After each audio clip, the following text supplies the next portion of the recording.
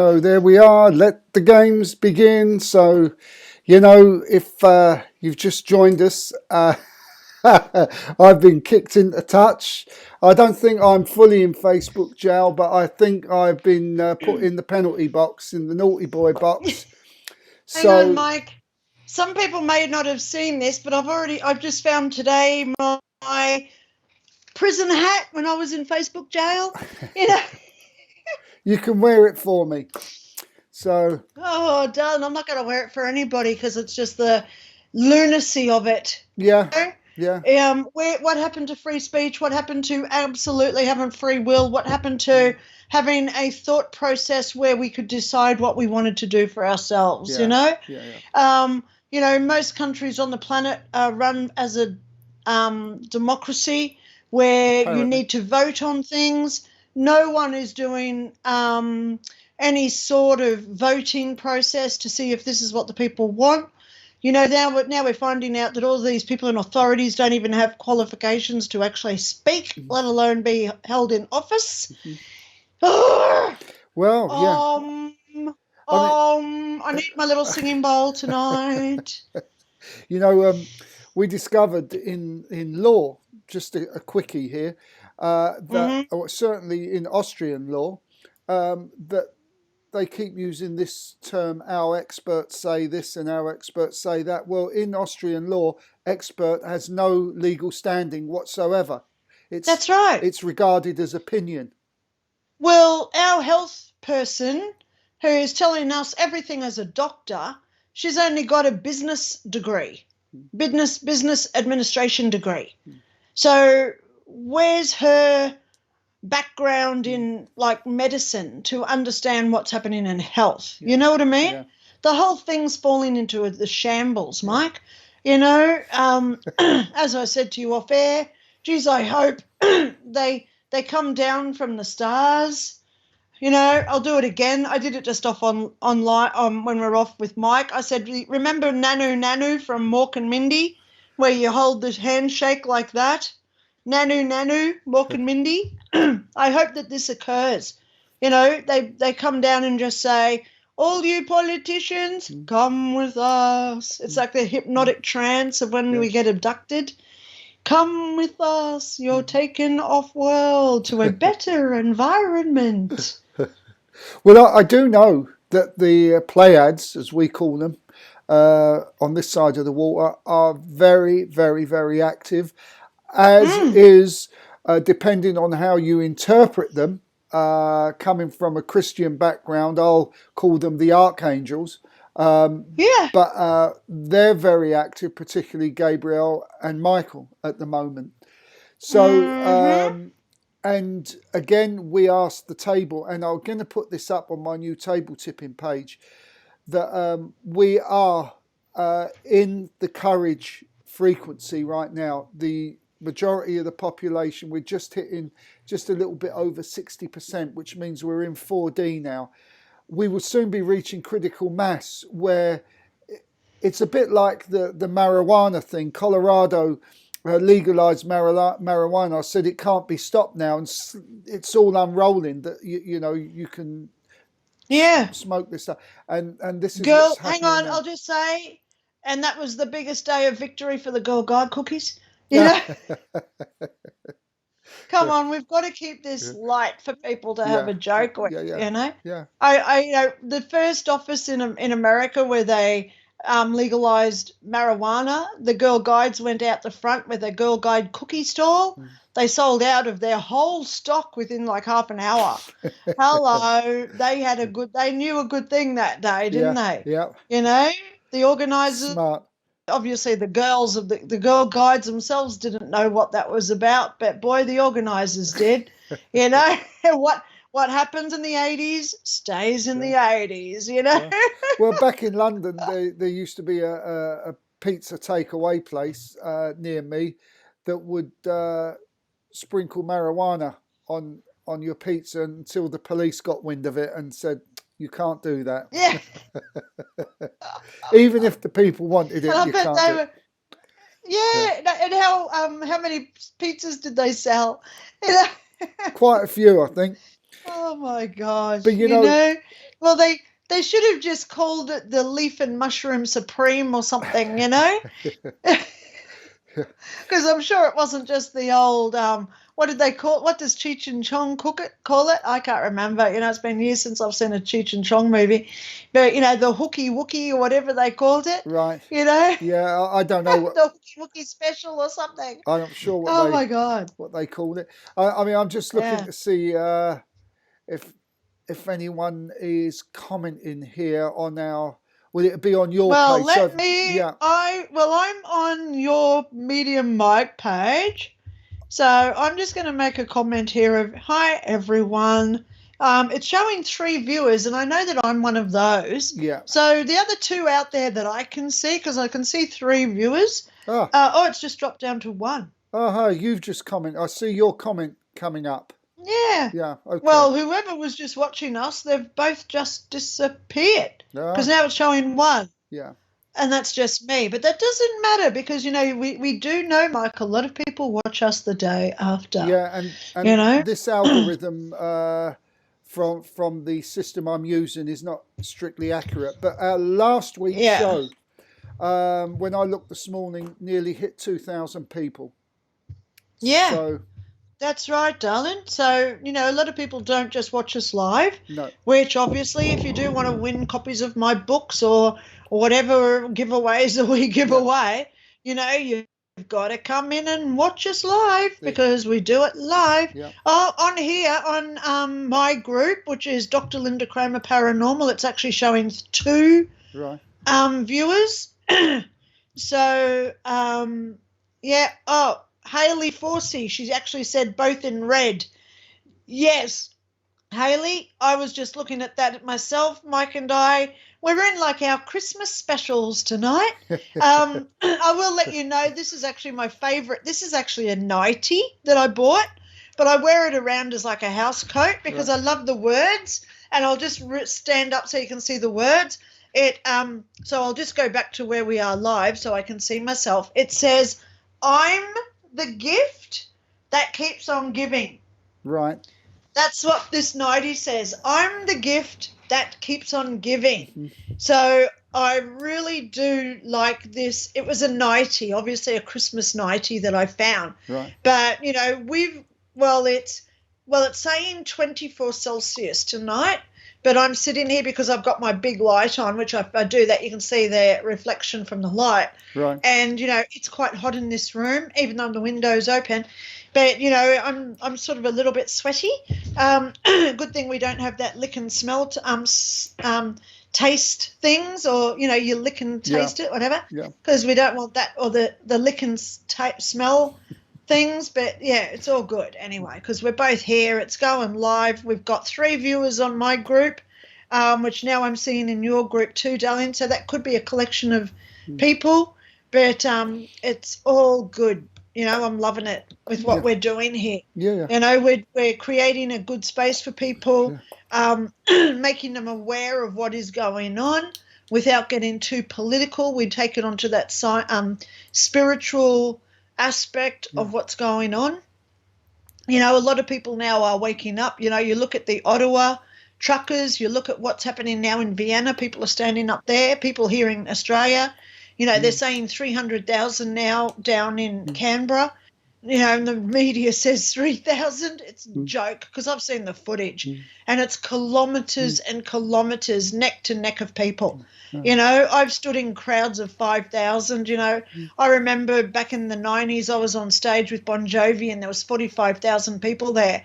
And these videos that I'm watching are like 3 times that amount. Right. You know, and just in case you did just miss that, yes, I was on stage with Bon Jovi. Okay.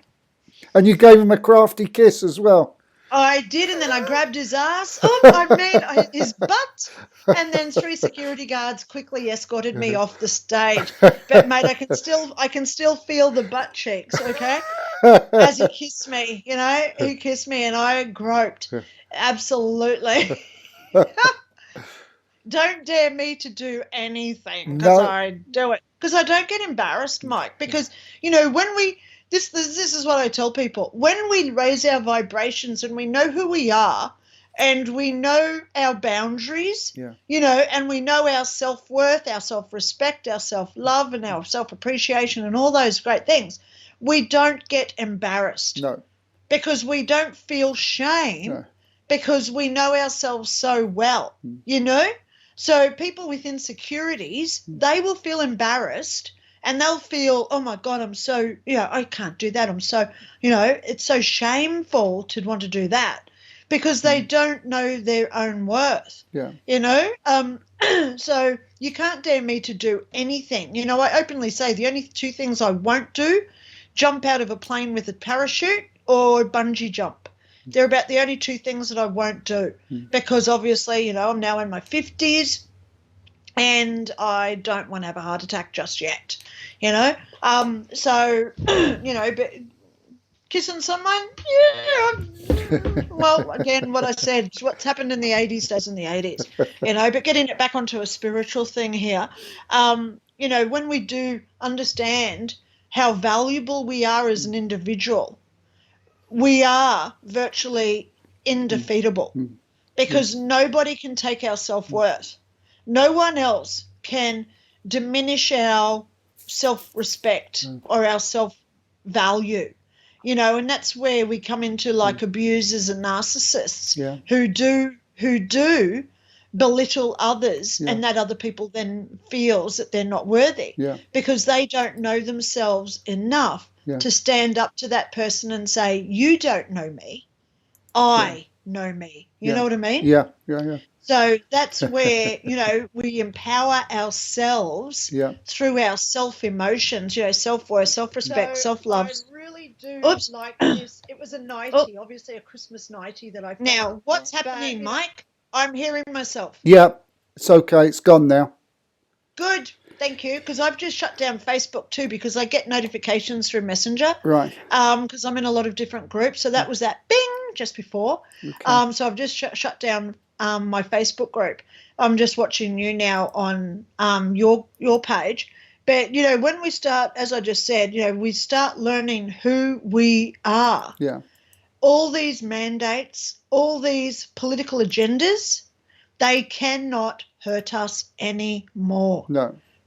Because we do not allow them to enter into our energy. No. We don't allow their, I just call it laughing point because it is, we've got to laugh at this. We don't allow them to take away who we are. No. And you look at now at how much mental health, domestic violence, suicides, and I will just put in a quick little disclaimer. If you are feeling that you can't cope anymore, you don't feel adequate within yourself, if you feel like you are losing control, please go and seek out a professional.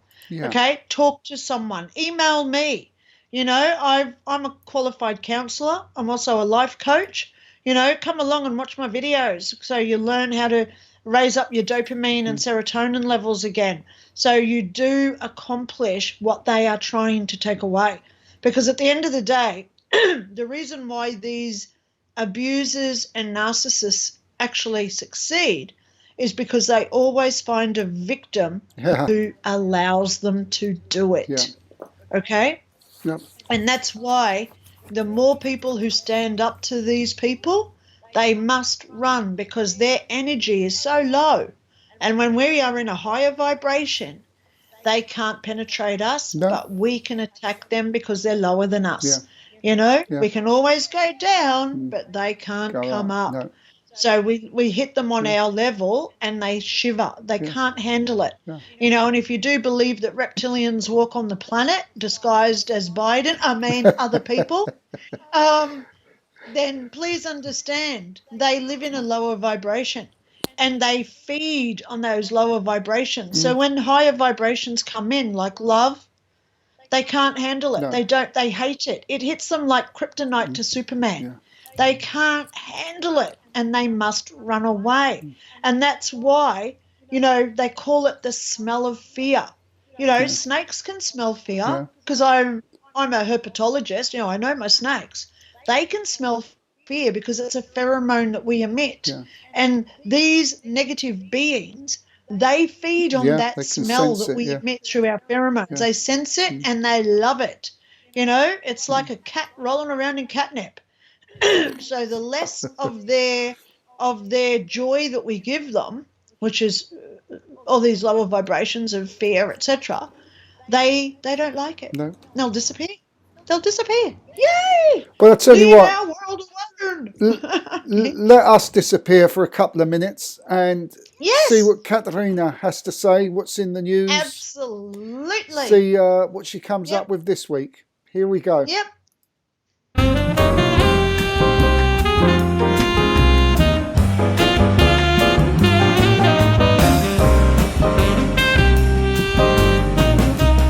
Hi, my curious friends. My name is Caterina Campagna, and I'm here with the Open Door News segment. That's right, the news that makes you go, brr, ah, or simply, what the, I can't believe, no, why is no one talking about this?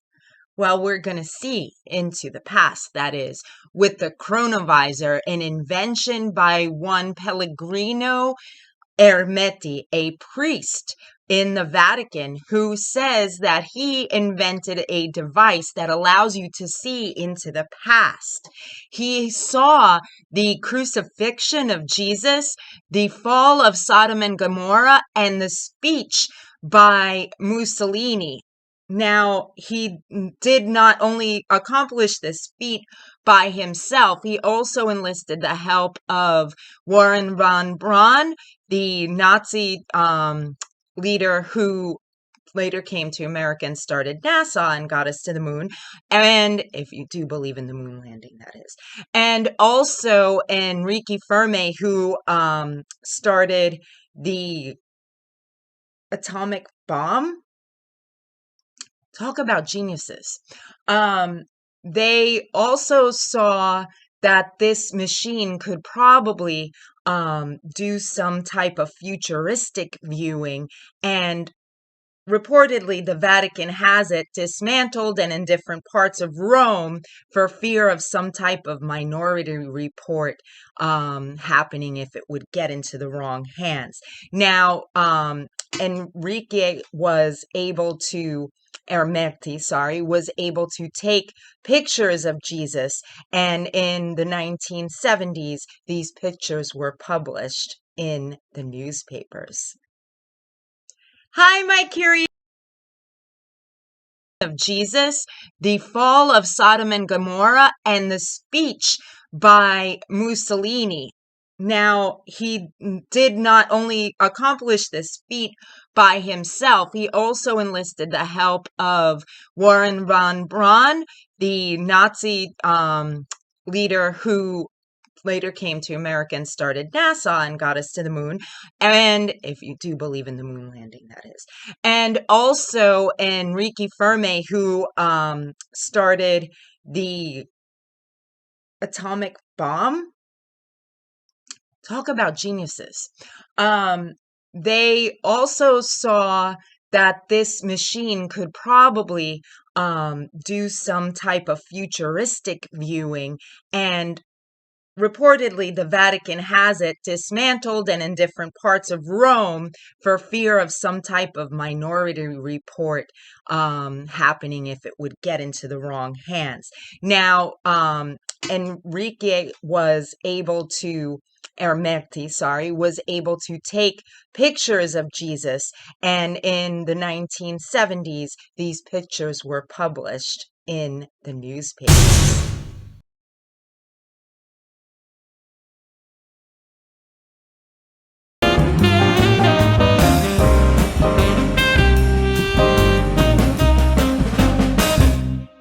Well, I must apologise.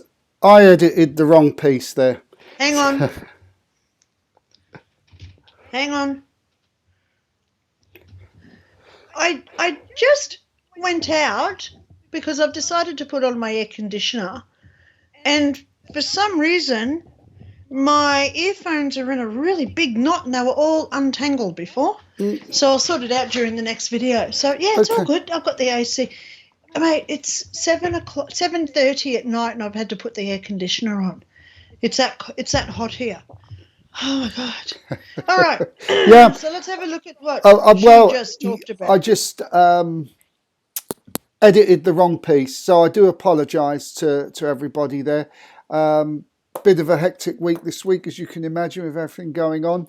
But the chronovisor, a guy, a priest in Rome, invented this machine that can take photographs of the past and the future. And as you can see, he took a picture of Christ. He saw a picture of Christ. Well, I don't dispute this kind of thing is possible, to be honest. I don't know, because I actually went to put on my air conditioner. But the video that I saw, she did about a minute, and then she repeated the minute again. Yeah. Is that what you just showed? Yeah, I fast forwarded. How good was that? Yeah. How good was that? Yeah, that's why I was coming back, okay? Because I've got how long these segments go for, so I know if I can disappear out of the room or not, Mike. Oops. There you go, guys. I know some insider stuff. But, there is a thing out there called the looking glass. They say that it was alien technology that they got the governments around the world acquired back about 50-odd years ago. And when you look into this looking glass, if you look on Google, it is on there, okay? And when you look in there, you can see the outcome of future events. So you know how to play it out in order to win a war. Ha, ha, ha. So they say that this does exist. I don't know, because I've never seen it personally.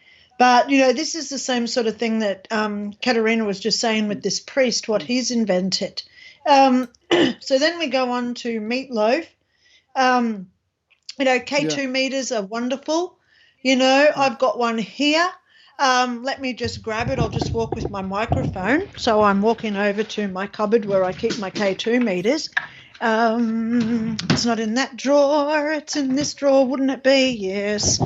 Damn. Okay, well, at least now you're getting a running commentary of me in my office. Oops, it's not in there. Here it is. K2 meter. Okay, so here's a K2 meter. What these do is that they pick up electromagnetic frequencies. I use this on my microwave because when you turn it on, you can see the lights flashing. So when it's through something electrical, like my phone, see it's going crazy. So you should not be anything past the yellow. And see how it's going into the red? So this phone right now should not be near my head. Right. That's why a lot of people hold their phone out away from them, because look, that's really, really dangerous. And they should take, it's picking up my computer as well. So, there's a lot of EMF here around me tonight. So, you can use these in your house. Obviously debunk it. I'll just turn it off because it's gone crazy. I put it in the lounge room where I've got no electrical devices, because lights don't make them work. It's only phones, computers, microwave ovens, etc., that emit electromagnetic frequency. So they're good to use in a ghost hunt, okay, because ghosts do come through with that electromagnetic frequency. So that's what she was talking about, guys, the K2 meter. It's one of those, or a gauze meter, they call them. So this is mini gauze. So there's the word gauze on there, and there's the K2 just down here. So that's what she was just talking about, okay? If you want it off like Wheel of Fortune where they show the prize, okay? So that's meatloaf with the K2. Then we've got the Christie Squires, corpses in the church. I was watching this documentary on Netflix the other day where a guy bought a church and he decided to renovate it. And as he was pulling up the floor, he found all these corpses underneath the church that he'd bought. So he called in the officials, and they virtually said, you're not allowed to move these because it's a burial site. Yeah. So what this guy did, oh, my gosh, he put a glass floor in so you can see where all the tombs are. I don't know if I'm this pedantic with being a ghost investigator, but in his medieval church that he bought with all these tombs, coffins and stuff under the floor that they've exhumed, he's put a glass floor on, so as you're sitting there at the dining room table eating your dinner, you can look down and see the coffins through the floor. Yeah. So, churches are prolific for having bodies buried within them, okay? That is a thing. If you do ever go out and buy like an old church, be prepared for what is under the floorboards, okay? Especially if they were like leper colonies or something, because they couldn't take those bodies out of the church once they died there, so they just dug a hole. So that was really interesting what she said about Christy Squires. So there you go. That's my bit on the news for this week. Yeah, I mean, there's an area in London called Blackheath, and they've never built on Blackheath because apparently this is where they buried the dead from the Great Plague. The council has said this is just an old wives' tale, but you start to do the research and no, it isn't an old wives' tale. They've got the people from the plague buried underneath there. It's just their way of not scaring people, Mike. Yeah. Who wants to know, there's 10,000 people buried here. Oops. People that's superstitious, etc., just won't want to go there. I think they're also concerned about if they start to excavate to build apartments, then you start to activate whatever destroyed them again. Absolutely. And that's a given. You disturb those bodies. Why do you think that guy in the church built the glass floor there? To preserve it, to keep them happy. He built that to keep them happy. Because once you disturb people's graves, especially if they're still hanging around in that cemetery, they're not going to be happy. Interesting. I'm not so sure I'd want to buy a place where I'd need to look at coffins while I'm eating and, to keep them happy. And this first segment we're going to look at emphasises that do you stay or do you go when you got something like this in your house? Should we have a quick look at this? This is the house entity one. Let's see what you think. I love it. Okay.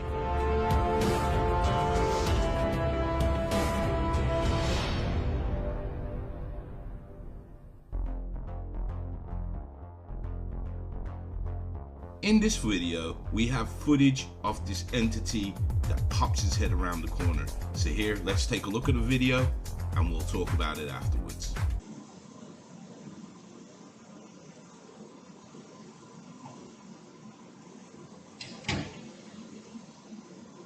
On first glance of this footage, it is easy to think that this is just somebody looking out of the room and then closing the door behind him.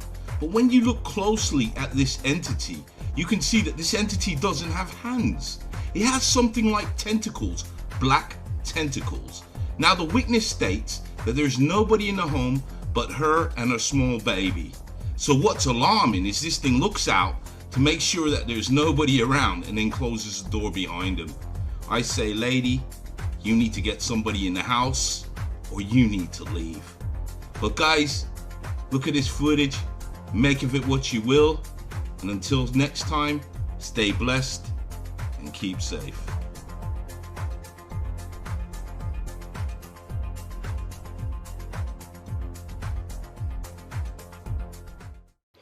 So there you go. What do you think? Well, when I first saw that footage, Mike, I thought I was actually looking at footage from my own house. Because when I moved in here, I had a little boy who would do exactly that, peeking around doorways. It was very, very similar. Right. With that same misty type apparition coming out, as well as the head. I've got him up on the screen. You'll see him in a second. Yep, because I've got a 10-second delay. Remember that. Yeah. So, then I found out that somebody did get murdered in my daughter's bedroom about 15 years ago. So, obviously they never hurt me. So this is what you've got to look at, Does this apparition actually do harm to us? Are they more scared of us than they are of us being scared of them. Yeah. You know, because the boy that I had in my house, he was actually more scared of me than I was of him. Right. And that's why he would never come out. He would be like peeking to see where I was, because he was scared of me. So, you know, the line that the guy says, he says, you need to get someone in your house or you need to leave. I totally disagree with that. Right. My line to the owners or the occupants of this house would be, how about you think about getting somebody in who can talk to this person and find out what it is that they need? Yeah. Because if they're scared, they need something. If they're there because they had a traumatic death, they need something. If they're there because they want to be there, what do they need? Yeah. So there's always a need for a ghost. What is it that you need? So that is one of the questions that I've put into my book. You know, what questions can we ask a ghost? Yeah. What do you want?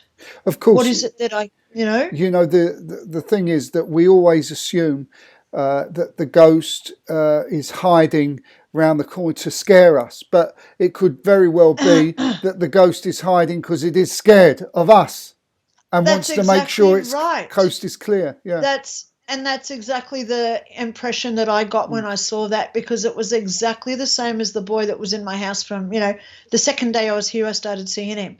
And then Tashi started seeing him and said, Mum, I've just seen a man standing in the hallway. And I said, well, tell me what he looks like. And she said, oh, he peeked out from the toilet door. And I said, yep, I've just seen him as well. So, you know, there was too many similarities there. So we were both seeing the same little boy in the house. But, you know, a lot of times all they want is someone to care about them. You know, I look at the Shelley ghost that stayed in my house for 3 days. She just wanted someone to listen to her story and to look after the other occupants of the car crash, you know, of the vehicle where she died in a car accident. You know, she wanted help. You know, that's what she wanted. She wanted help. I couldn't give her that help because that car accident was 40-odd years ago. Right, yeah. You know, so how could I possibly even know the occupants of that vehicle and where they'd be now, you know?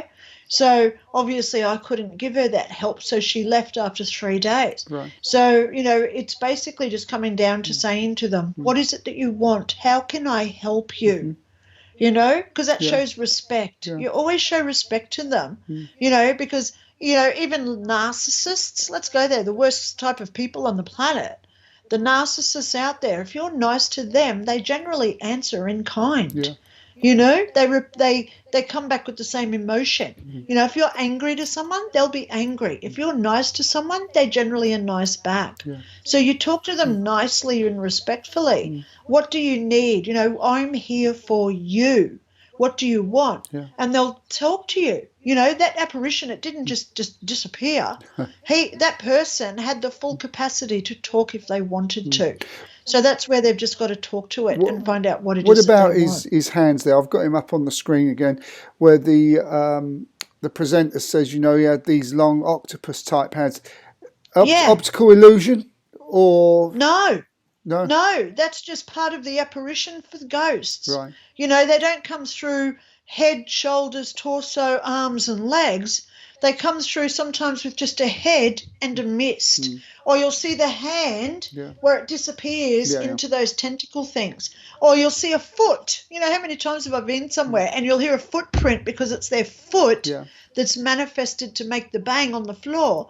But then there's no legs or torso. So it comes out in like tentacle, like misty apparition type thing, you know. So that was very, very normal. And that's why I'm saying that this is true, legitimate footage because of the way that it was created. You know, it wasn't just their head. They'd gone to that, if it was fake, they've gone to that extra length to put in something that I personally have seen to know is true for a start. You know, but a lot of these paranormal investigators out there, the amateur ones especially, they don't know to add these little extra bits. Sure. You know, they really don't. Yeah. You know, you look at the movie Poltergeist, because I watched that with my daughter the other night. You know, I'm educating her on horror movies now, where the apparition's coming down the stairs, you know, the Poltergeist, and it's got all those wavy octopusy things coming out of it. That is and those producers of that movie, they put in so much detail that I personally have seen, so it's empirical evidence here, what I've personally experienced. How do they know that unless they've obviously seen it themselves, or they have got someone on their production crew who has seen it and verified this is how this apparition should look when it comes down the stairs. So go and have a look at Poltergeist. They're all sitting there in the lounge room. They're all sleeping, and this apparition comes down the staircase, and it's a woman to start with, and then when they run the footage back, it's all the guys with their helmets on. But even that is so accurate because you see their head, you see their helmet, but then there's no torso below it, and that's where you look at that photo that I got from Toowong. I'll go into my Facebook, for people who haven't joined my group. I'm just trying to get out of your group now, Mike. So if I go into my paranormal group, oh my gosh, what's it doing? Get out of there. I'm just trying to get out of our live now, which it's not doing. But, that ghost photo on my page, that is a real ghost photo because he's got no torso. Right. It's just his head. Yeah. So how do they just apparition in a head? Let me just go there because now that I'm here, I can show you my photo because this is my photo. I took this photo. I know it's real. And there he is, the guy on my group. That is a real ghost photo. This is a fake UFO, obviously, but that guy there is a real ghost photo. Can you put it back up again? I've got it on big screen now. Yeah. That's I've sent that photo over to university paranormal groups. I've sent it to other paranormal investigators, and there is no retouching. No. And I've still got the camera roll on my old phone. Your camera roll that you take your photos. Yeah. You can see all the photos before and after where I'm actually at that cemetery, and it's one of the photos in that cemetery roll. Right. So there's photos in the cemetery before and cemetery photos after, and the time is 7:01, 7:02, 7:03, 7:04.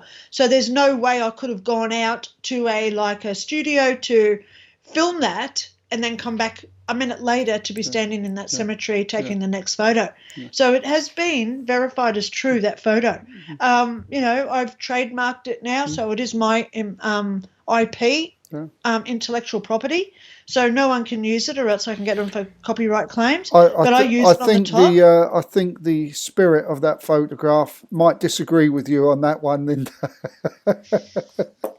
Well, he actually was in 3 photos, and that's the good thing about it. He was actually in 3 photos. To be seen. Yeah. With regards... Actually, what I'll do on our next video, I'll go and get the 3 photos because I've got them now in A4 and they're laminated. Right. So when we do our next video, I'll go grab them for us, Mike, because I want to open my door anyway and let the air in. Now I've got the AC going.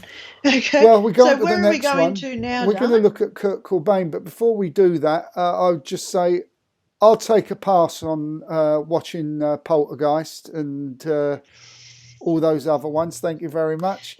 And I would say in all the years I've done this, I've never seen a ghost with the long hands like octopus thing, but that's just me. Well, I have. Yeah. So we all have different experiences, but I personally have seen those long octopus tentacle thingies. Right. So I know it's real because there's no other, for where I was when I saw that, it wasn't a camera trick or any other sort of special effect. I actually saw it right in front of me at a haunted location that I was a few years ago, where they came out.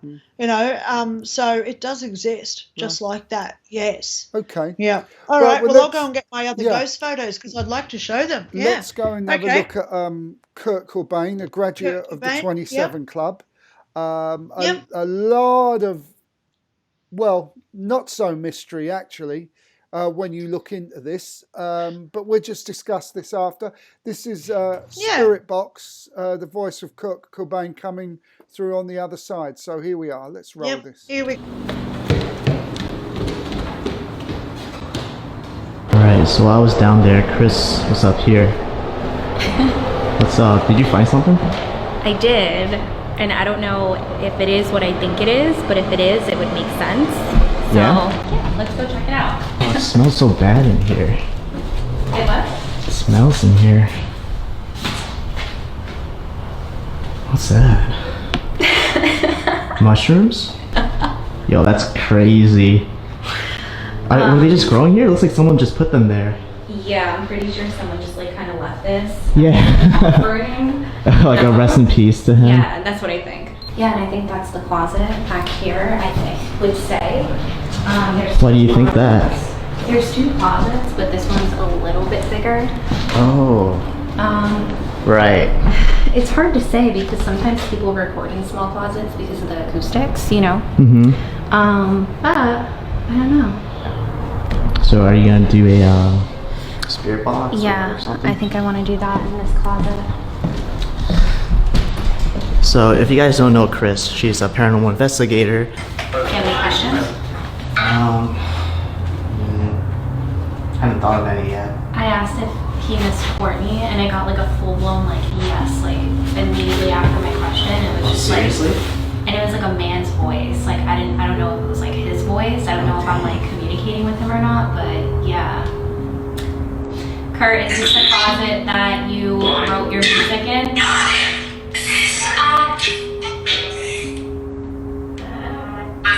Did you enjoy living here? Kurt, can you say something or just to show us that you're really here?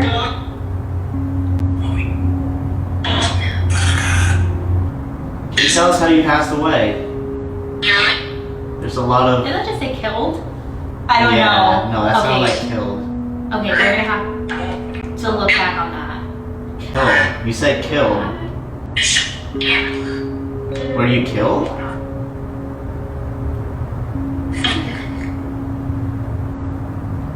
Are you angry with what happened to you? You said yeah, right?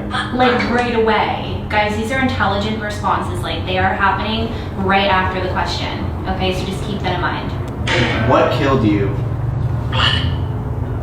Bullet? That sounded like a bullet. Execution? Can you tell us somebody's name that might have been involved?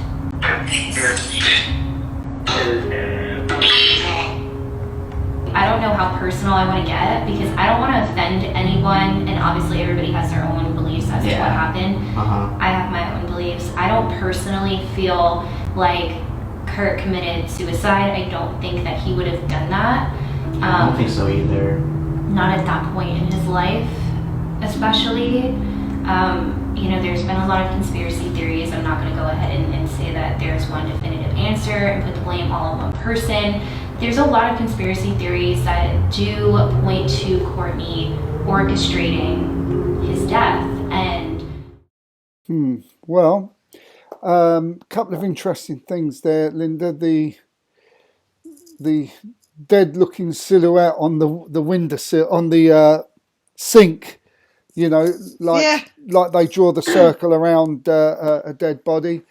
I know he was trying to clean himself up, and I know that a lot of the powers to be, for some reason, didn't really want a clean Kurt Corbain for whatever reason. I listened to a great interview some time ago on Coast to Coast AM. I stopped subscribing from that now. It just lost its real intention behind it. But there was a private detective who was interviewed on there, and he spoke about this case. And I would say, how can I put this without accusing anyone? His client was Courtney Love, the girlfriend, and he went as far as he could possibly say without implicating his client in this heinous act, as it were. So that's if you want to watch that interview, you've got to, or listen to it, you've got to subscribe to Coast to Coast AM. I think you can have it free for a month, or just subscribe for a month and then unsubscribe. Is it on normal radio? No, Mike? Coast Okay. AM with George Norrie.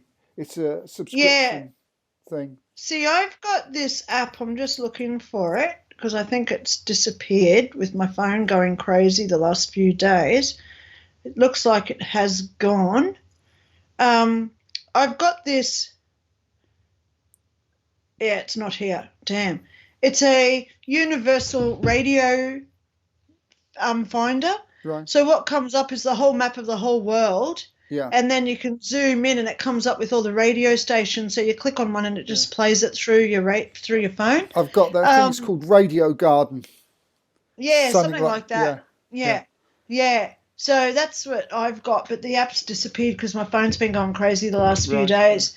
Right. So what I've just done, I went outside and I'll just give you a little bit of backstory to these 3 photos. I was over at the Toowong Cemetery doing a ghost adventure, and I was on a tour with a tour guide, and she said, who wants to go down to this one location? It was about a half an acre in size, and there's about 400,000 people there that they don't know how many, and they've just dumped all the bones there out of the trucks. So I just thought I'd already been taking photos that night. So I just took one to the right, one to the middle, and one to the left. So the first one that I got was this one. Uh-huh. That's the first photo that I got. See, there's nothing underneath his head. Right. So I got that one. The second one that I got, now you can see teeth. So you can see his teeth. Mm-hmm. You can see hair up his nose. Right. You can actually see hair in his nose. You can see his glasses. And then the third photo that I got was this one, this one's been lightened by Rick Burden, who he's the admin of Ghost Hunters Australia. Right. Okay, that's a group on Facebook, Ghost Hunters Australia. That's Rick Burden. So I sent it over to him because he is a very good mate of mine, a good friend. So this is his lightened version, so that you can see there's no torso. You can see that you can see his glasses, but you can see where they're broken, and you can also see that he's missing half of his head here, which could be possible cause of death. Right. So that is a bit of a traumatic photo for a few people when they see that one. Right. So I should have given you a little spoiler alert first, guys. But, you can see here his glasses actually go up. There's the 2 points of his lens, right? Of his frames, I mean. So you got the frame here, and it goes up to here and here. So he's obviously sustained some sort of head trauma. So what great photos. Yeah. I'll just hold them back here so you can see them. You can see that he hasn't got a body.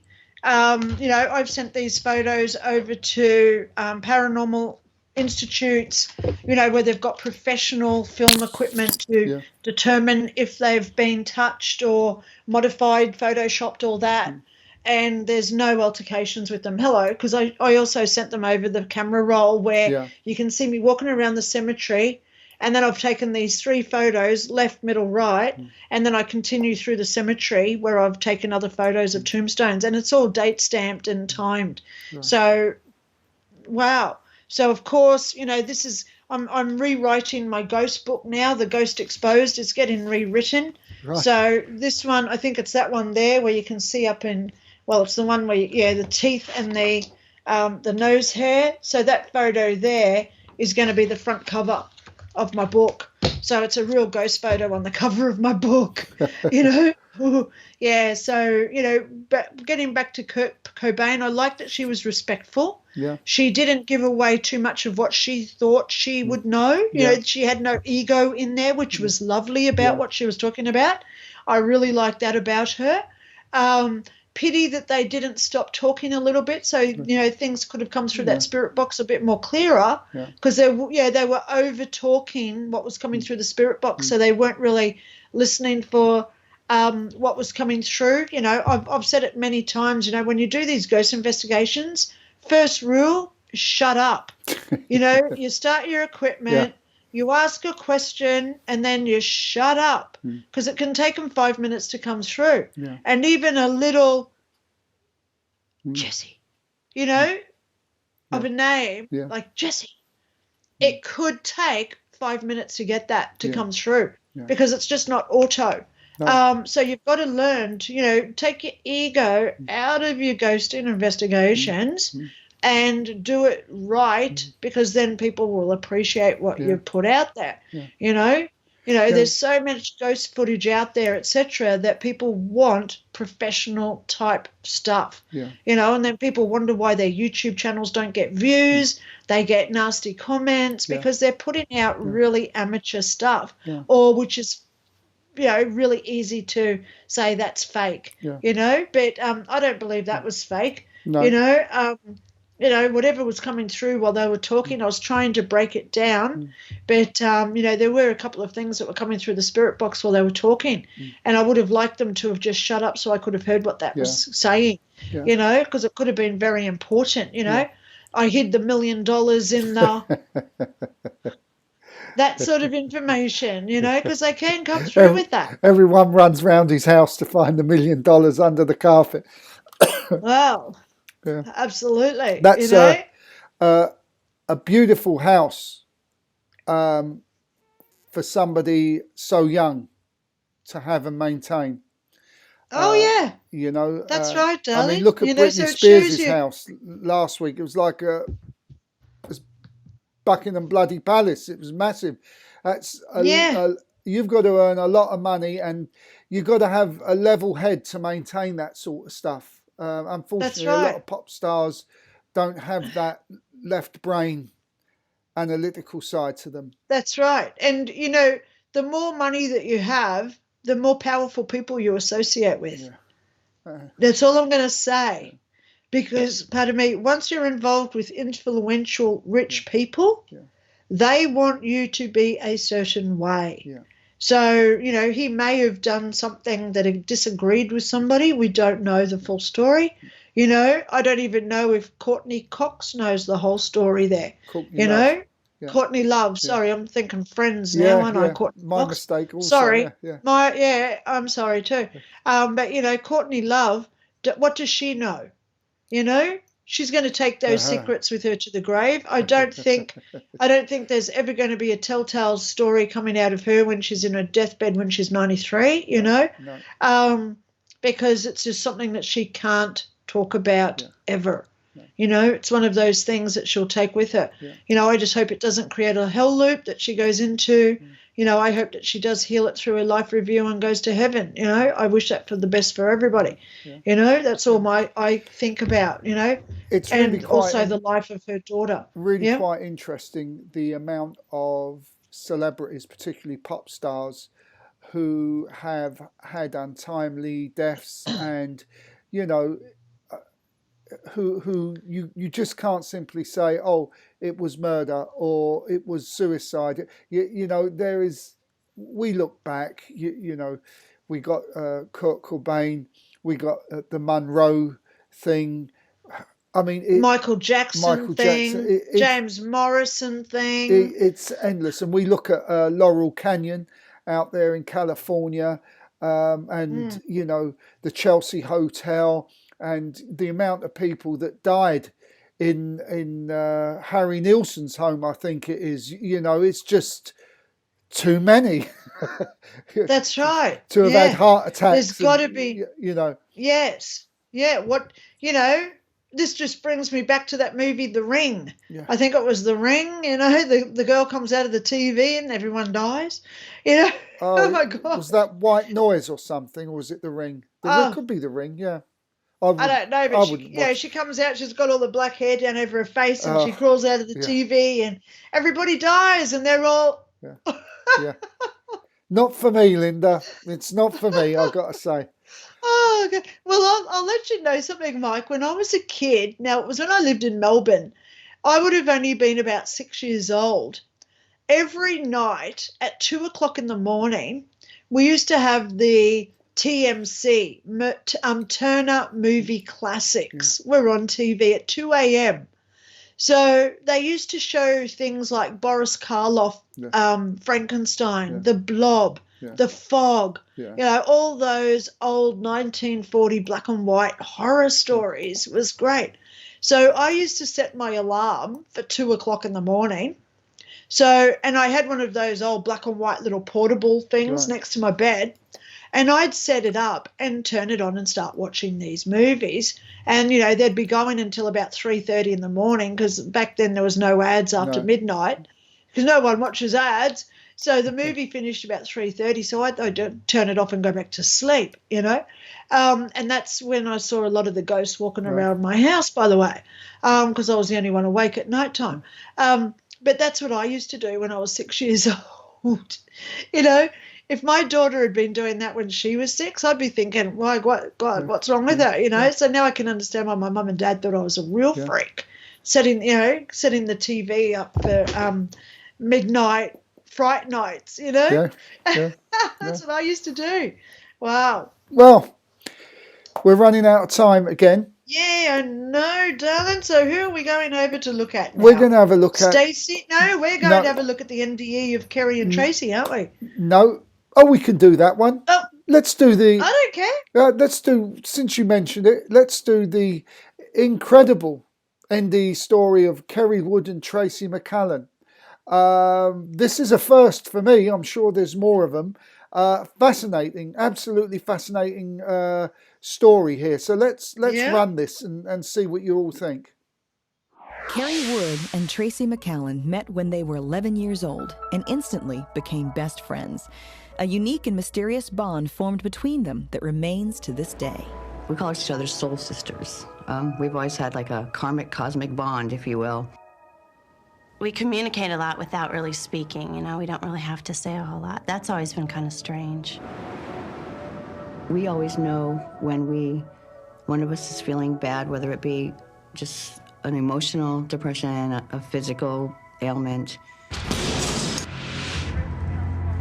Several years ago, Kerry and Tracy found out just how strong the bond between them was when Kerry was rushed to the hospital with severe chest pains.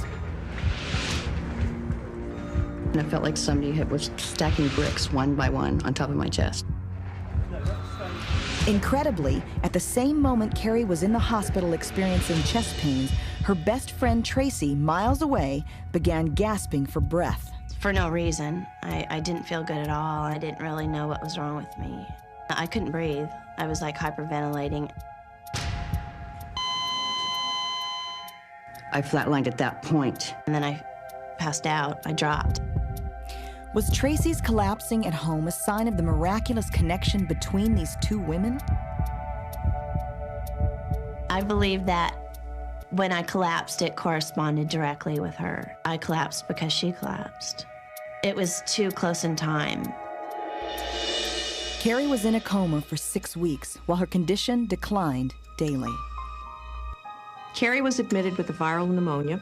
It progressed into respiratory distress and then respiratory failure. And we literally did not expect her to survive.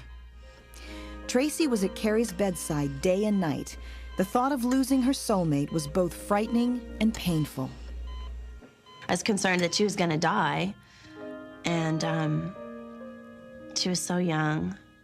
And I was concerned that I was going to lose my best friend. After a long and difficult battle, Kerry faced death once again. But this time, Tracy was there to help. I remember closing my eyes and just like I was going to sleep, so I was very, very tired. And then my heart stopped. I flatlined again.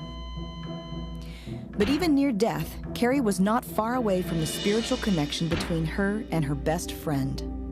I remember the first thing I saw was the entrance to a tunnel. I didn't actually see it. I just was like a magnet drawn to it. I went through this tunnel, just sucked, that's the only way I can describe it, sucked right through it. I was in limbo. I was trapped. I could not find my way back to my own body. Kerry was at the brink of death, but Tracy was there to rescue her. The next thing, I was at my best friend Tracy's house. I remember entering through her door, literally, and sat at the edge of her bed, the foot of her bed, and she was laying down, and I said, "Tracy, wake up." While Kerry was having her near-death experience, Tracy was at home, asleep, sharing the same vision. I had this dream that she came to my house. It was very strange and it was really real. It was like she was sitting on the end of my bed and I was telling her that I needed her. She couldn't leave me. She said, "You can't leave me now." I just said, "Don't go." Like she was going somewhere. And then I opened my eyes, and there was still all the hustle and bustle around me.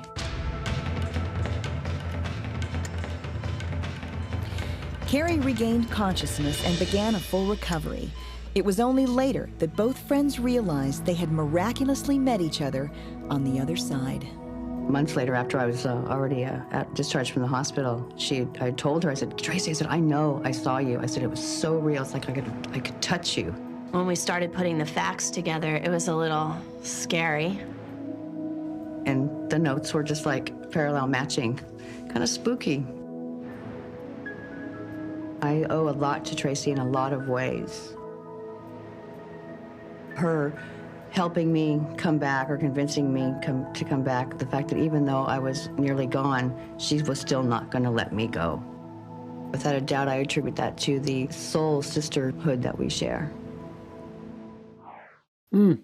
I suggest Gorgeous. it seemed so real because it was real. It was so real. You know what this reminds me of, Mike? That story where we did that, oh gosh, I've just lost it because I was thinking of it when it happened to them. We did one not so long ago about the two people who had the shared death experience. Very similar sort of thing. Right. Where the mother, she woke up and knew that her son had the event, you know, very, very similar sort of things. So, you know, this just does show that when we go into our conscious form away from our body, there's no time or space because it's instant that we're there with that other person, even if they're on the other side of the planet.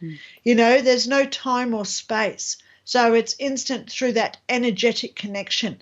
And that's what I really love about this story. You know, that cosmic bond that she talks about, which is what I saw in heaven when I was there, that we remember people because we're connected emotionally to them.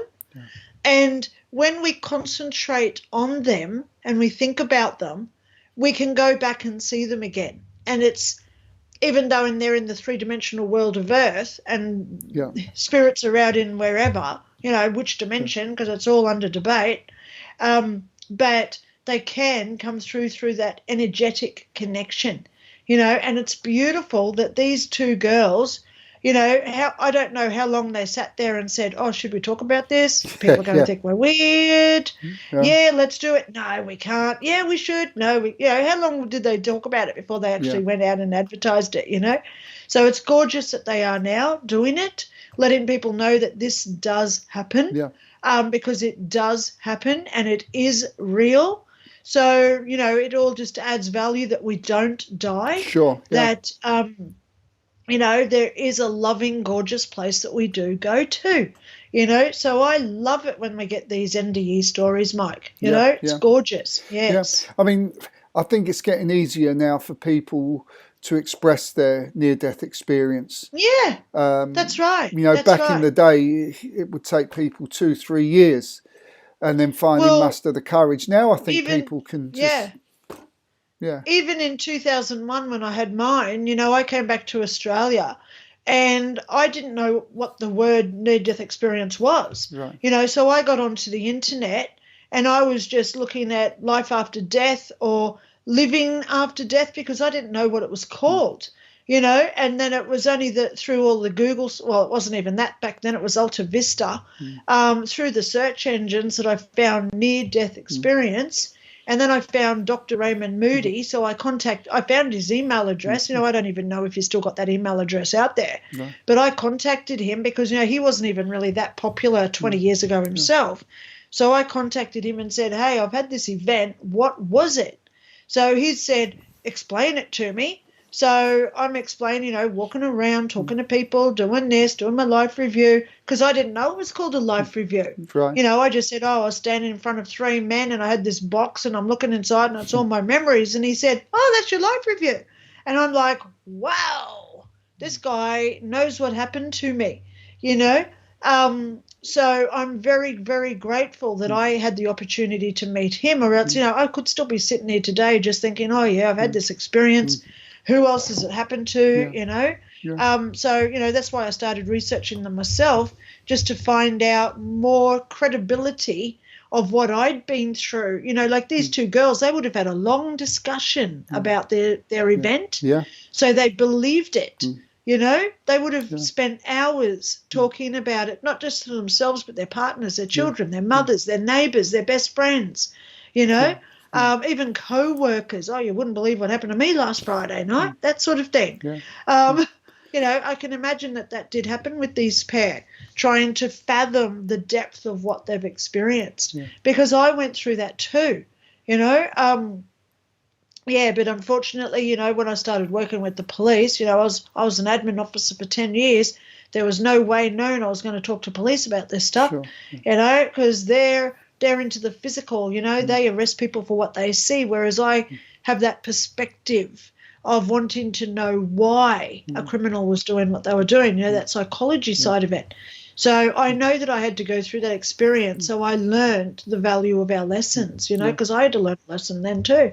But these 2 girls, wow, absolute gorgeous, gorgeous story. Well, that's all I can say I tell about you, here's a proposal, and it's a serious one.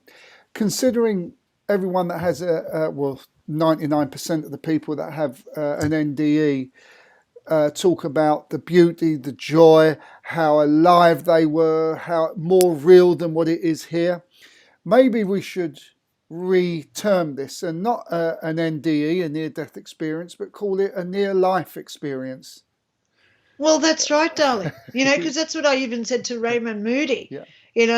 When I started this, I even researched life after death because I thought it was life that I was going to, So, instead of near-death experience, it should be near-life experience, Yeah. Or is it not near, A life experience. I don't know. I had a life experience, I had a temporary life experience. Well, that's exactly right, or an existence experience. Yeah. I had an existence experience, because we've got to, what I've noticed, because there's so many people who, I'm not poo-pooing anybody here. We've all got our experience, which I love, even the smallest of experiences. But there are a lot of people who didn't go to where I went.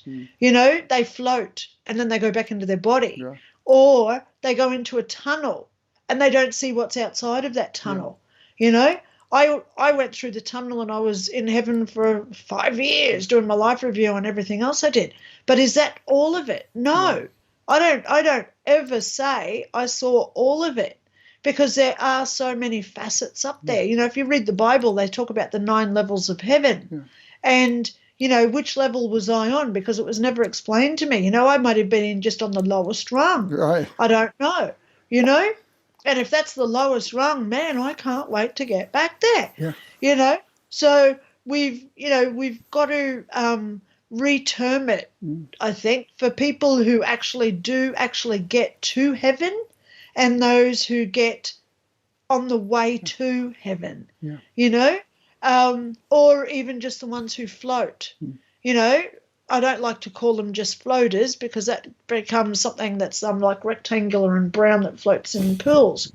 We don't want to call them floaters, but no disrespect for those who float above their body and then they come back down into their bodies, because that in itself shows that they have lived past their death, but there's got to be some sort of, did you go through this? Yes. Did you go to there? Yes. Did you see that? No.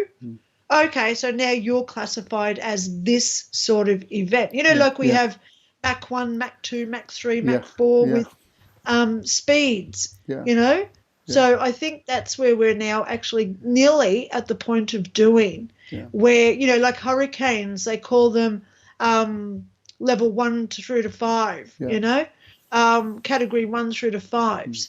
So, you know, a category 1 would be that you just left your body and floated, whereas a level 2 actually went further than that, you know what I mean? More interaction, So, yeah.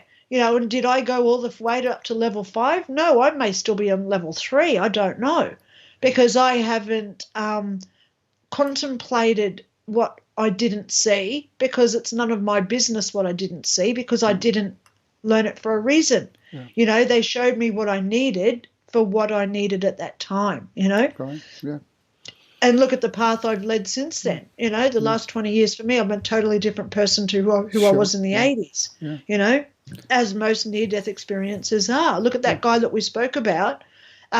He said that he was a really nasty person. He had the hell experience, and then he said sorry for what he'd done, and that white-robed man came down, took his hand, and perfect. Look where he is now. Yeah. He woke up, and now he's such a loving, caring man, total opposite to who he was before his event, you know?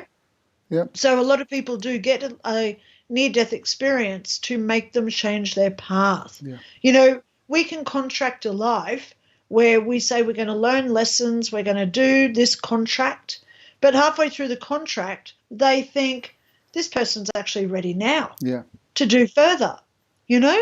And I'm not saying get up on a pillar box and start declaring what all this is. No. It could be just being more showing more humanity, showing more compassion, love, joy, you know, smiling at a stranger. Those sort of little small acts of kindness wreak so much in the universal energy realignment, you know. It really does. It makes that ripple effect which causes that cosmic bond, if you'd like to go back to what she said in her lines, that cosmic bond of creating that heavenly place, you know. So I love that they were out there doing that. Yeah. It was gorgeous, Mike. Yes. Yeah. Wow. Okay. Well, let's go on to our miracle angel, saved by an angel. I've called this the electric angel. Another twist, another amazing twist to this little story. Yeah. Let's look at it first and all give our thoughts. Here we go. Now, Terry Ransom tells us in her own words how her mother was saved from a tragic death by an unexplainable visitor. If anybody was to believe in miracles, it is me, because one has happened to my mother. It happened years ago when all the 9 children was playing a game out in the yard. One of the biggest and most constant chores in a large family is doing the laundry. The Ransom family washing machine had been struggling under that burden for a long time. While the children were playing outside, Betty Ransom decided to wash another of the seemingly endless batches of dirty clothes. But as she opened the faucet, her bare feet told her the old washer probably wasn't going to make it. There was nothing to do but turn off the water and call a repairman.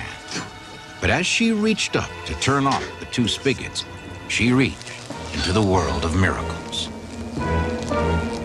When Betty Ransom grasped the metal faucet, an electrical circuit was completed. The full 110-volt house current was now surging through her body. Unable to release her grip on the faucet, she could feel the life fading out of her body. Betty realized she was being slowly electrocuted and had all but given up hope when the screen door opened and Sharon Ransom came in. For a moment, Betty forgot her own plight in a futile effort to warn her daughter to stay away. But Sharon went directly to the plug, seemingly without any thought for her own safety, and pulled it out of the socket. Instantly, Betty was released from the magnetic grip of the electricity.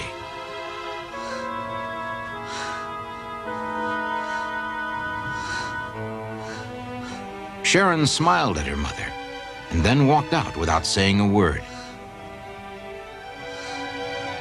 Meanwhile, Betty was slowly recovering from the shock she'd received.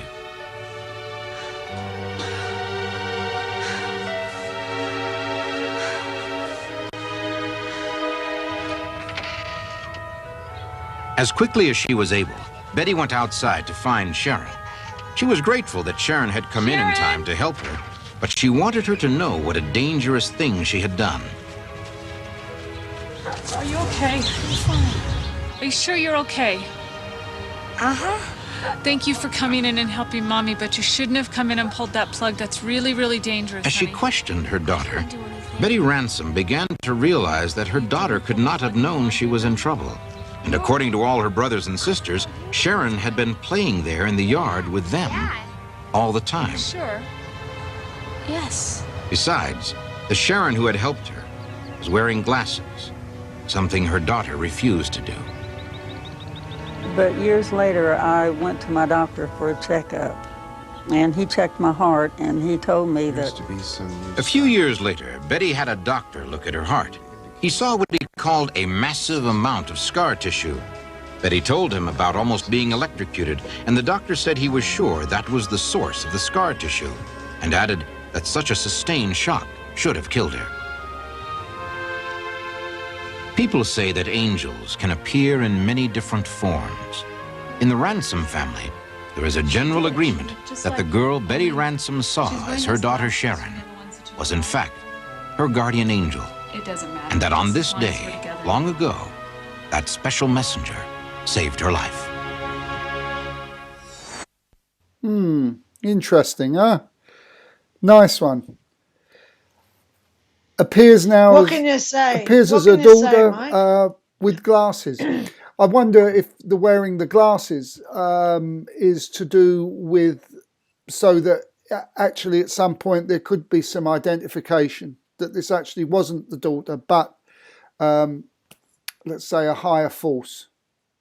Yeah, that's right. Yeah. It was obviously not the daughter that was coming in.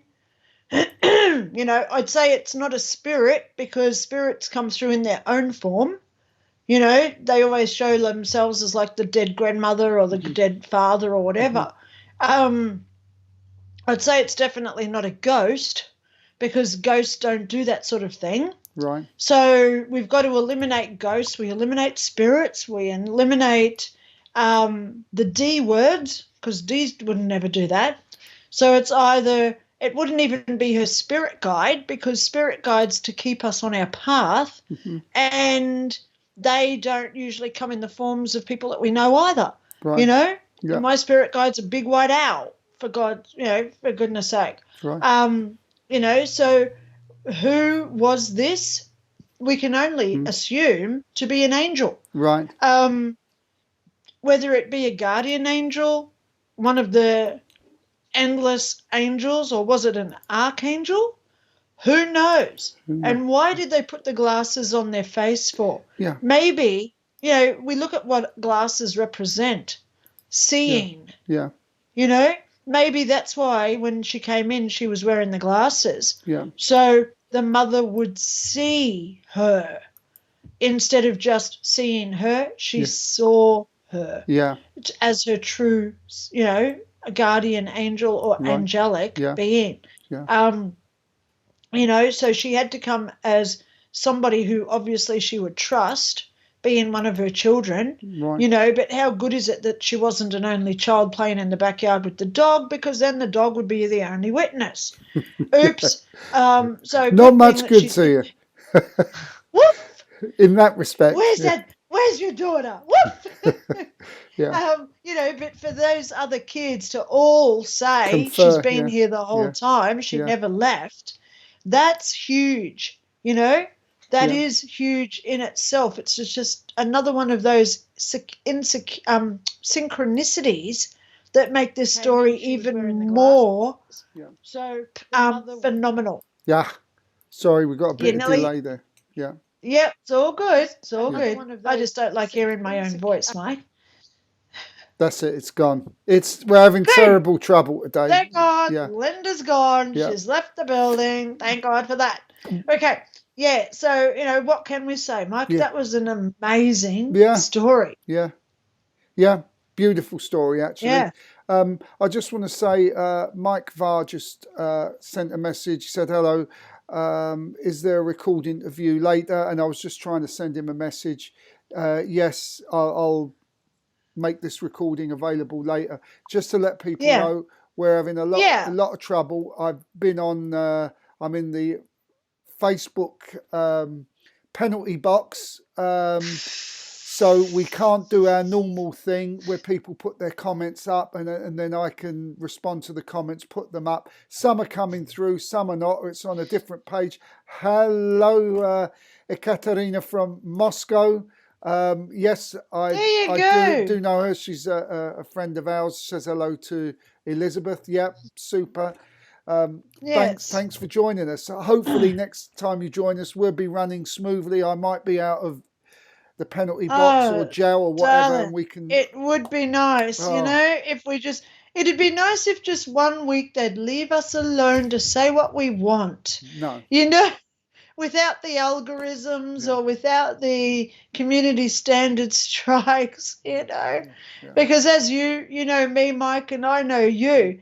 We say a lot off air that we can't say on air, you know, and that's not how it should be because, you know, Facebook, when it was designed, it was social to say what you wanted to other people, you know, and if other people listen to you, that's on them. Yeah. You know, this is what I was listening to Joe Rogan through the week because, you know, he's getting a little bit of flack at this point, what happened with Spotify, etc., with certain artists.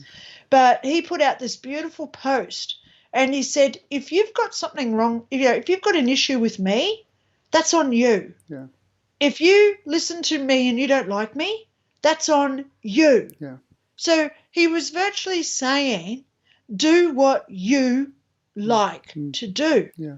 You know, and I loved how he wrote that. He you know, it was on one of his videos that I watched. And I thought, how powerful is this?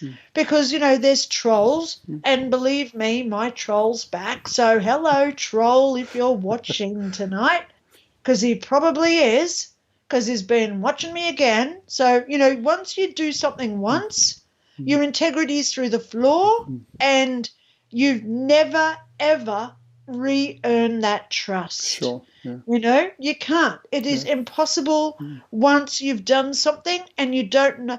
People then say, well, he's done it once. How many times are you going to do it? Because you've done it once, you could do it 100 times more. Yeah. So, you know, he's made it himself known again this week, trying to get a reaction.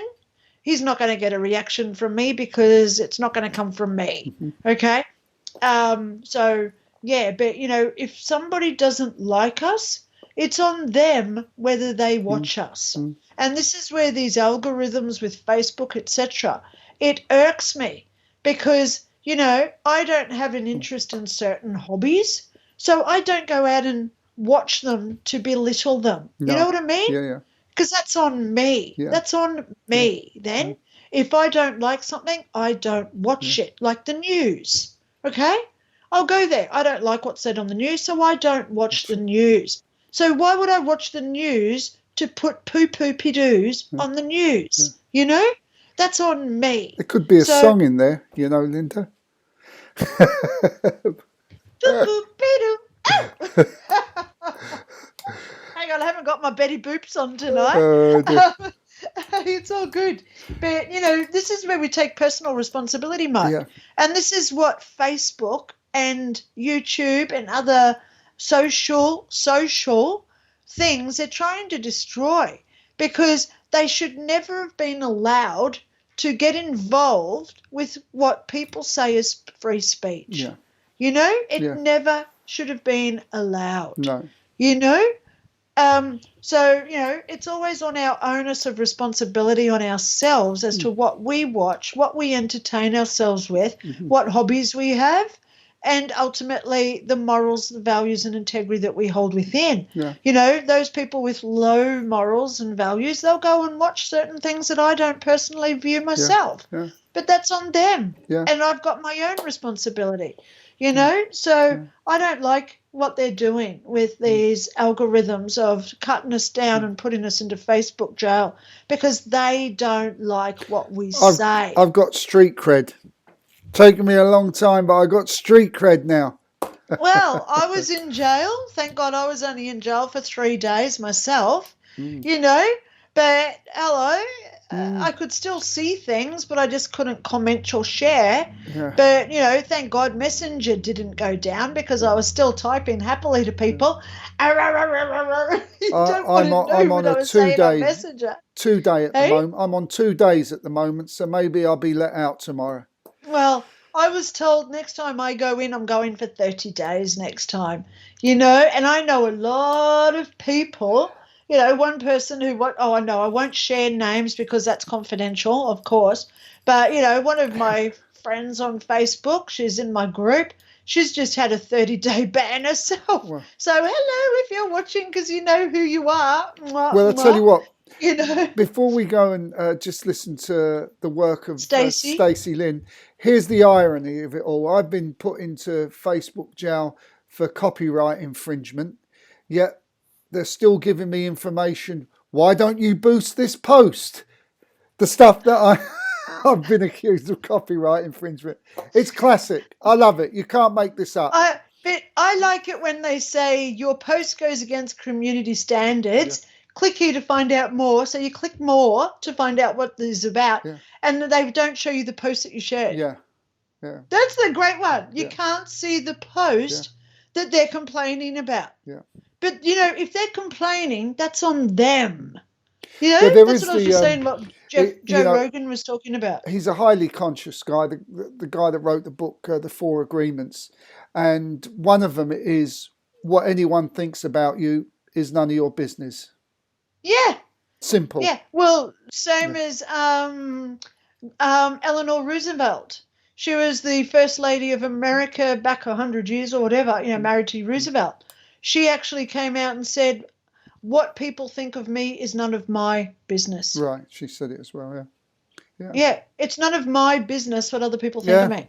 Yeah. As long as I know that I'm doing the right thing and I'm standing by my own morals, values, and integrity, because, you know, all these other people that whinge, their integrity's already through the floor anyway. Yeah. You know? So, because they've already whinged once, they whinge again. So I just let them have their lowered vibration. I'm up in a higher level in the clouds compared to some people out there. And I'm not ego-driven at all, you know. But I'm still striving to be the best version that I can be. Yeah. As we do. You know, I never say I will never say I'm a master of anything or a guru, because if I don't learn something tomorrow, then there's no point in me being here. No. That's what I say. You know, every day is a learning curve for me. And I look so forward to the next day when I can learn something new that I can then share to others who are willing to listen. Right. You know, because it's always on other people. You know, I don't force information down people's throats like some people do, like Biden. You know, I actually called him Bide, Buyedin, because he bought himself into a certain house that's white. Bide in is what I call him. Okay. Oops. Thank you, Dominion voting system. On that note, let's go over and listen to Stacy Lynn Cripps, the work of Stacy Lynn Cripps. I know she does better work than what we got here, but this is the only one I could find with the least editing. And it's still damn good, darling. Yeah. So let's bring her on and have a look at her. Tell me your name again. Donna, okay. So as I connect with her, she's very vibrant, okay? She also has some freckles or something going on here, what I'm seeing. She has the freckles here. A few dark spots. Because she's pointing on my cheek and she's pushing on it right now. And her hair's all done up, I will say. She's very done up. She's got her red outfit on, okay? And you understand her coughing, so she had a lot of issues here with her throat, right? Yeah. She died of COPD. Okay, makes a lot of sense because I can feel it pretty strongly, and you'll see that my voice may change. When I'm working with spirit, I can feel what they are going through. And as she comes through, she's just saying she loves how you're taking care of yourself. Okay, she taught you that, how to take care of yourself too. She's bringing me to the ring or something that you have. Okay, do you understand what the ring is? The big ring. She left this to me. And you're wearing it today? Yeah. Okay, right. Moms do this. It's amazing. It's all about And she's got wings, or she's showing wings. I see a lot of wings going on. Wings, do you understand the wings coming through? She leaves me feathers everywhere. Okay, beautiful. Those are beautiful signs. I got one today. So beautiful. Those are from her. So you know that those are from your mother, right? Those are from your mother. There's a man here coming through as well. Okay. And he says love or lovely or babe or... Okay. And as I connect with him as well, he's with your mom. And he's talking about a joyride. Joyride? Did he ride? Oh, my husband rode a motorcycle. Okay, great. Because he's now going like this with my hand on the handlebar. Okay? And he's talking about the joyrides. The motorcycle signs are from him. Okay, so you know the Harley or the signs? Harley from him, okay, 2. And Harley Davidson, you know the stickers from him. Thank you, yeah.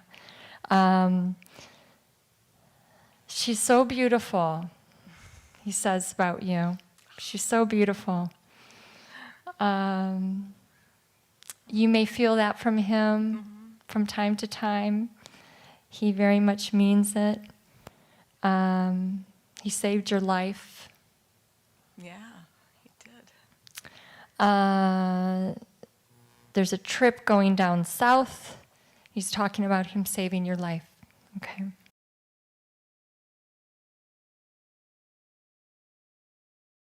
There we are. Yeah. Interesting. Yeah. It would be interesting to know if he actually did ride Harleys or little Suzukis. Yeah. Yeah. I think you can see that it's about an hour, 30 minutes, the whole demonstration of mediumship that she did. I just didn't have time this week to really go into the whole thing. So it would probably be revealed if you found that whole interview. Yeah, that's right. You know, yeah, because it's easy just to say, oh, it's a motorbike, it must be a Harley, you know. So it would be interesting to know if he actually did ride a Harley or a little, even just one of those little scooters, you know, moped things, you know, because they've still got handlebars, you know. So, yeah, but still, to get that sort of information is amazing. And to get the detail of the freckles on the face, you know, that's beautiful. That is so gorgeous, because it's not something, you know, whenever I do readings, you know, I know it's always up to the spirit to come through and give us this information. But sometimes they just stand back and just observe. You know, it sort of annoys me that they just stand there and say, well, I've got make this it man hard here. for you. They do. They don't want to say too much because they're just observing. So it is nice when they actually come through and show us things, or they give some sort of hint, you know. You know, I remember when I started doing mediumship a few years back, and I was over at a lady's friend, and I said, well, your husband's here. I just saw him in the hallway. And because there was a photo of her and him in the hallway. And I said, oh, my God, he's standing in the hallway. And he's doing this. You know, he had his arm up and he's scratching his armpit. And I said, what does this mean? He's scratching his armpit. And she said, oh, my God, he had this lump thing there, and he used to sit there and scratch at it like this every day.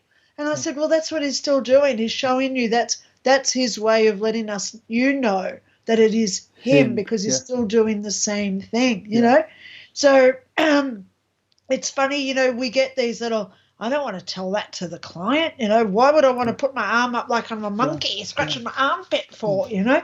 But we must do these things in mediumship, because even though it doesn't mean much to us, it means a world to the client, you know, because they understand the connection. I mean, I always tell them, and in our circle last night, I put them off in groups, and one of the things I always say is, doesn't matter how bizarre it sounds to you, if that's what you got, give it, because it could mean the world to the person receiving it.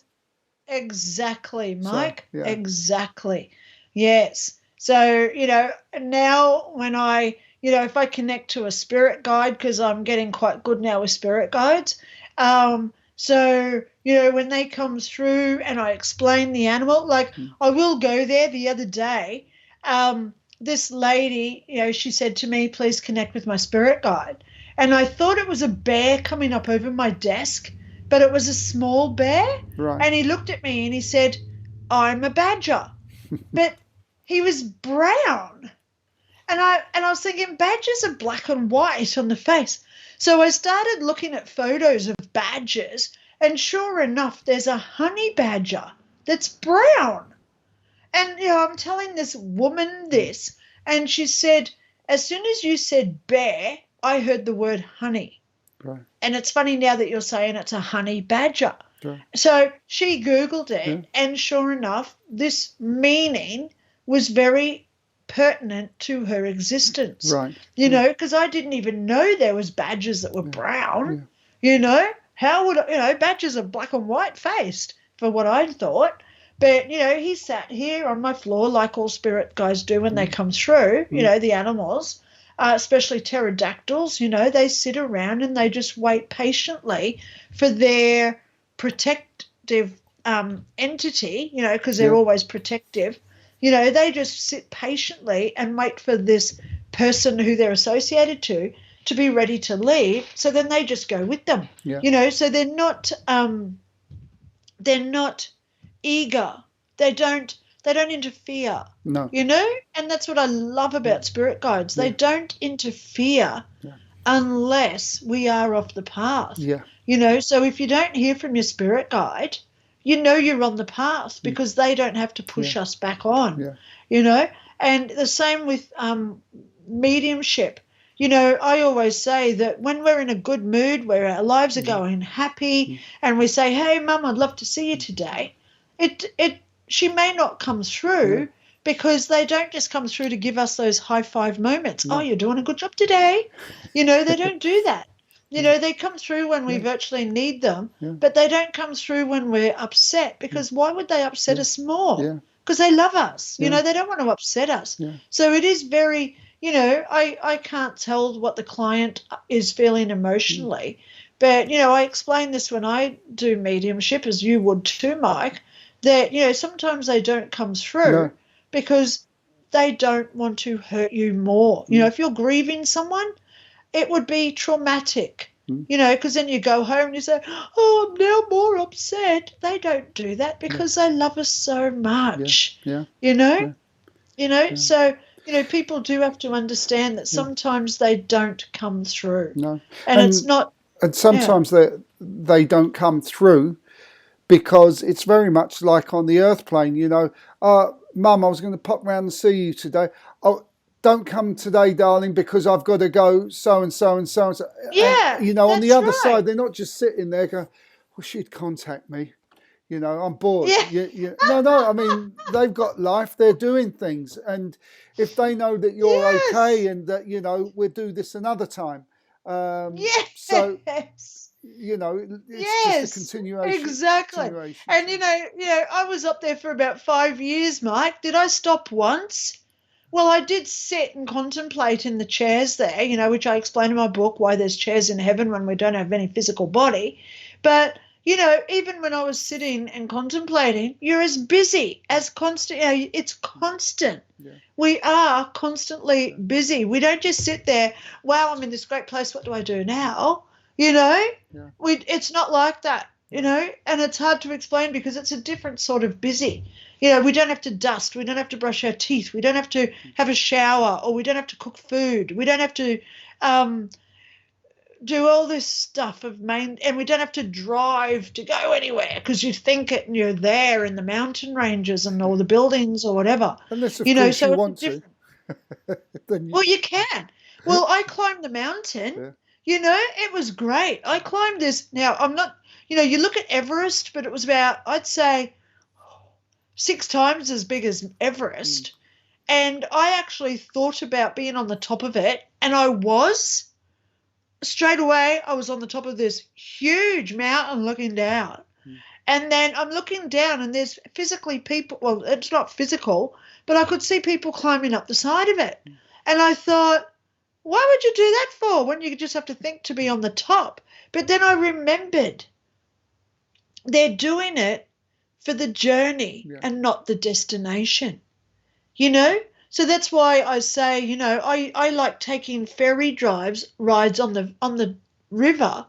Not that I go anywhere, because I get on a ferry on the river and I go up and turn around and the ferry comes back to the same spot. I do it for the adventure and not the destination of where you get off on the taxi ride. Do you know what I mean? Yeah.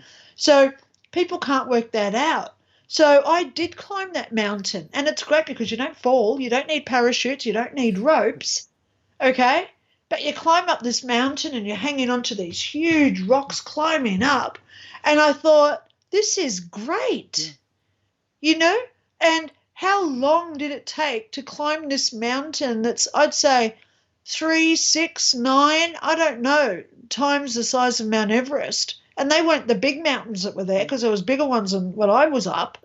And, you know, it took a long time in, like, Earth time. You know, raising one arm up, then you raise the next arm up, and you've only gone up 2 feet. And this thing's 20, 50, 150 feet tall.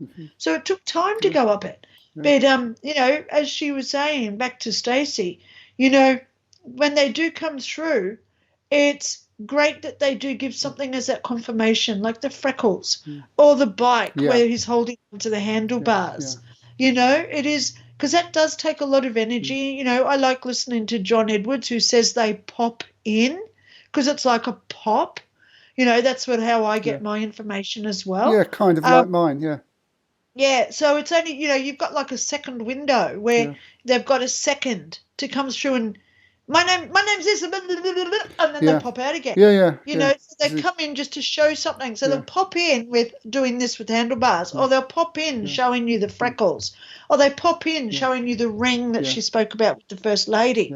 So it's all just popping in because it does take a lot of energy to come through. Yeah, I mean, they'll do that with me. If they want to bring a ring to my attention, they'll start making me mess about with my ring. And if they're talking about a separation of a partnership, doesn't matter if they were married or not, but if they talk about separation, they'll actually literally make me take my ring off my finger. Yeah. And then I'll know they want to mention about a separation that took place, blah, blah, blah, blah, blah. So well, Linda, we're going to have to make a separation because I've got to go shopping. I know, darling. And I've got a house clearing to do later today. Woohoo! So that doesn't mean going around cleaning the house up with a hoover. That means re-energizing it, getting rid of. She's got a spirit there that's upsetting her, and so we're gonna remotely clean the house, and that'll take about an hour and a half for me to do. So well, good on you, darling. Well, in about 15 minutes, I'm going to bed because my daughter's back at school now. You know, she had 2 weeks off.